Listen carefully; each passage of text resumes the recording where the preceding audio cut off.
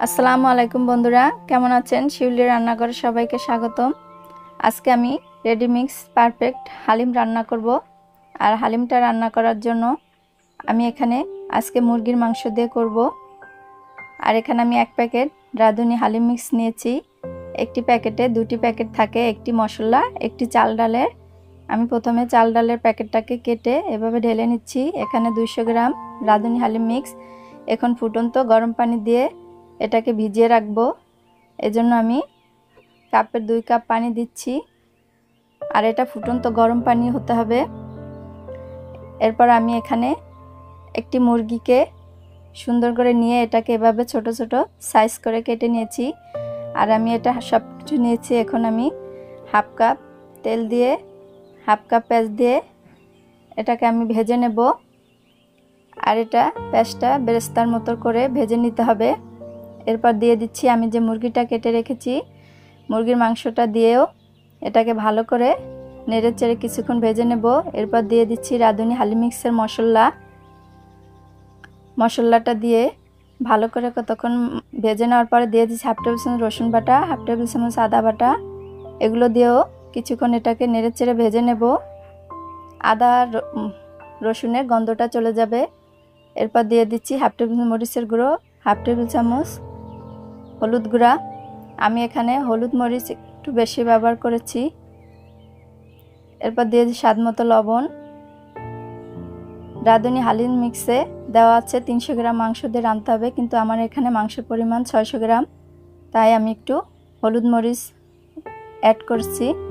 আপনারা চাইলে হলুদটা দিতেও পারেন, নাও দিতে পারেন। এরপর দিয়ে দিচ্ছি সামান্য একটু গরম পানি। এটাকে এভাবে ভালো করে কষিয়ে নেব। কিছুক্ষণ এভাবে সুন্দর করে কষানোর পরে এটাকে বারবার নেড়ে চেড়ে কষিয়ে নিতে হবে। এরপর দিয়ে দিচ্ছি ফুটন্ত গরম পানি। গরম পানিটা দিয়েও আমি এটাকে ভালো করে সিদ্ধ করে নেব। এটা সিদ্ধ করার পরে আমি যে চাল ডালটা ভিজিয়ে রেখেছি সেটাকে দিয়ে দিচ্ছি। এটাকে এভাবে দিয়ে নেড়ে চেড়ে এবার এটা রান্না হওয়ার জন্য পরিমাণ মতো পানি দিয়ে দেব। পানি দিয়ে এটাকে ঢেকে রাখবো 10 মিনিটের জন্য। আমি এটা রান্না করব। এই যে দেখুন, এটা প্রায় হয়ে এসেছে। আর এটার ফোড়ন দেওয়ার জন্য আমি আরেকটি পাত্রে 5-6টি শুকনো মরিচ এভাবে ভেজে নেব।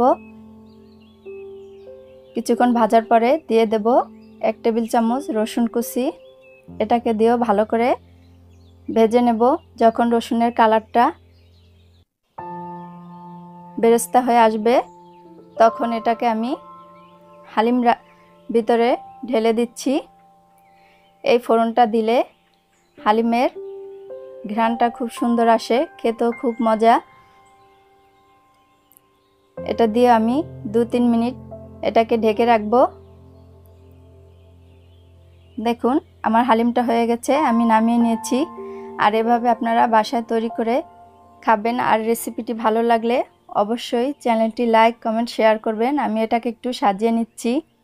দিয়ে দিচ্ছি কিছু পেঁয়াজ বেরেস্তা, দিয়ে দিচ্ছি কিছুটা ধনিয়া পাতা কুচি। এরপর দিয়ে দিচ্ছি কিছু আদা কুচি, কিছুটা কাঁচামরিচ কুচি আর কিছু শসা কুচি। এরপরে 2 টুকরা লেবু। এটা যখন পরিবেশন করবেন তখন লেবু রসটা দিয়ে নেবেন। আর যারা চ্যানেলটিকে এখনও সাবস্ক্রাইব করেননি, অনুরোধ থাকবে চ্যানেলটি সাবস্ক্রাইব করে আমার পাশে থাকবেন এবং পাশে থাকা বেল আইকনটিকে বাজিয়ে দিবেন। আপনার কাছে সবার আগে নতুন নতুন রেসিপি পৌঁছে যাবে। আল্লাহ হাফেজ।